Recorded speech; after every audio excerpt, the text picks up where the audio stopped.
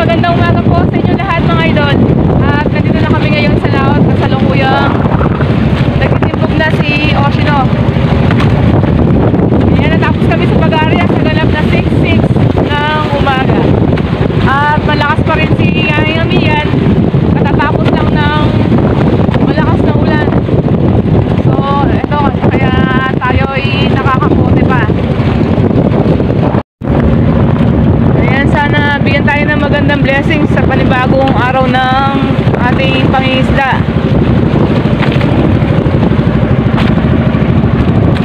Yan, maulap pa rin yung ating kalangitan.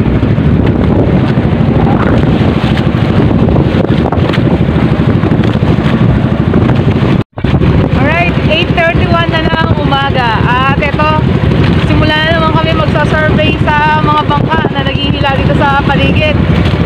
Matatapos lang namin maghila nito para sa aming unang area o yung aming pasaab. Ayan, nandun sa unahan ng ating bangka yung aming nakuha. Bali, mga 2 kilo lang siguro yun. Halo, taksay, saka malakapas.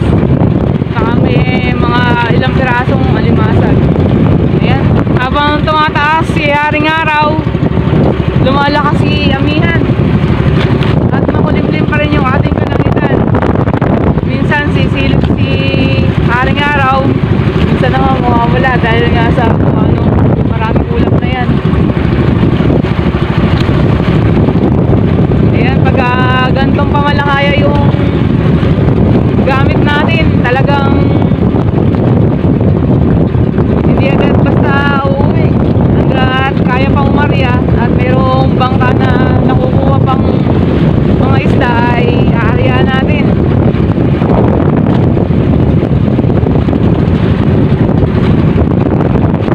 Hindi pares dun sa ating panghipon, isang area lang yun. Tapos uwi sa barahan na magtatanggal. Dito kapag aarya pa tayo ay tinatanggal na natin dito sa laot habang hinihila natin, tanggal ng mga tinga para yan nakaayos na ulit yung ating lambat at ready na ulit na umarya. Ayan, survey pa rin tayo. Walang nakukuha yung pinunta natin kanina doon sa taas. Ngayon bababa naman tayo. Ayan yung mga idol, ang ganda-ganda ng rainbow. Ayan, nasa pagitan ng lugar namin at ng Bukanin Lamaw, nakapagitna sa amin.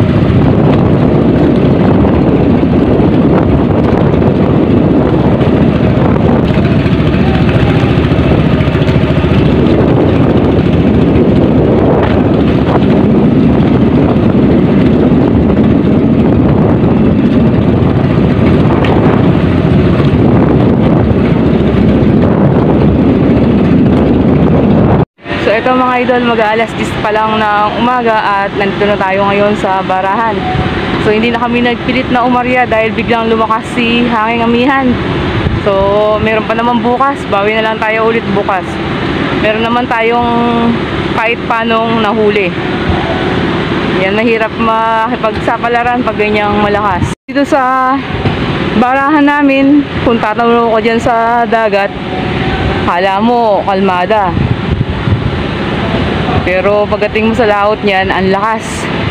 So dito naman ay tanaw naman na namumuti na yung alon. Palatandaan yan na malakas talaga sa laot.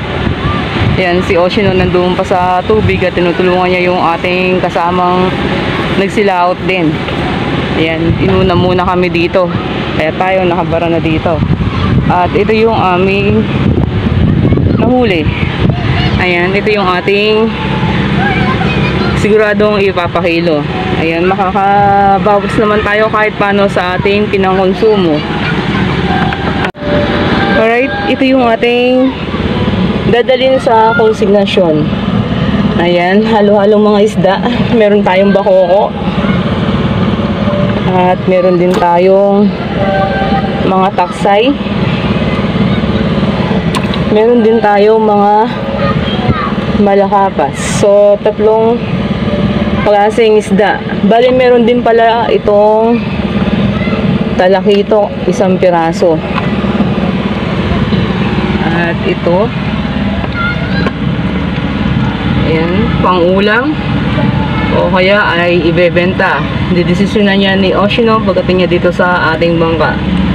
Hindi ko alam kung isasama yan sa ipapakilo, pero sigurado yan kuha tayo ng pang-ulam dyan.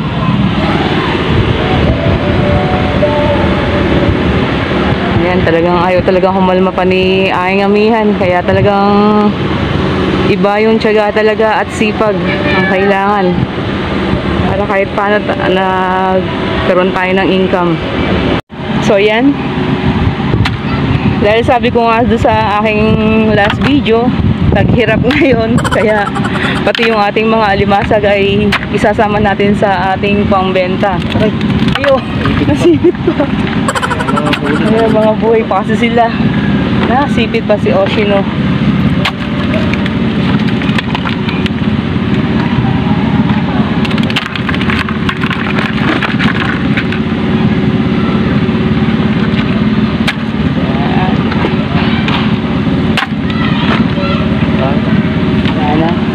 Yan, pang-ulam.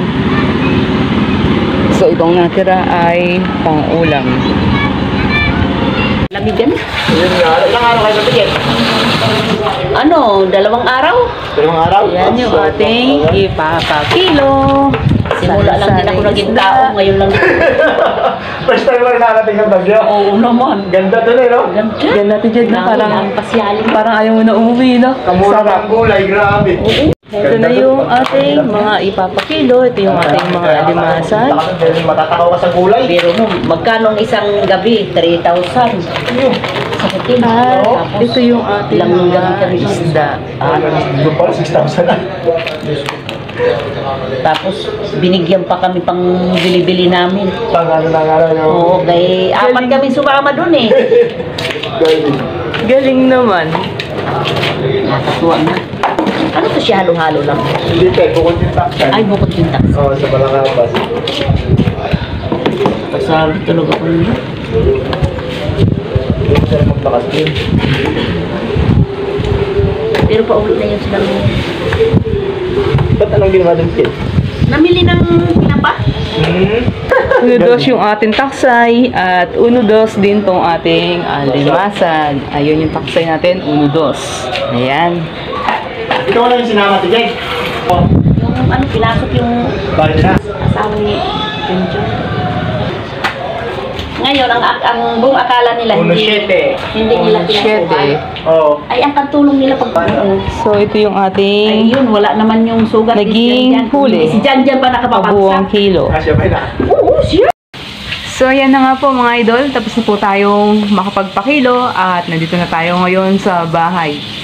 Bagamat konti lang yung ating pinakilo ay thankful pa rin po dahil kahit paano ay meron tayong pambalik sa ating ginamit na gasolina.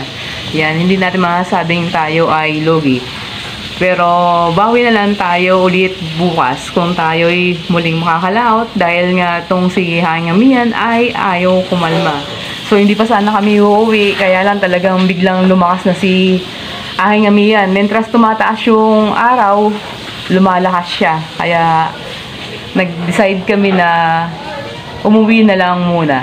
Ayan, kung bago ka po sa aming munting channel at gusto mo mga fishing content na aming ina-upload, maaari lamang pong pakipindot ang subscribe button sa ibaba nitong aming video at huwag kalimutang i-click ang notification bell para ma-update ka sa mga bagong videos na aming ina-upload.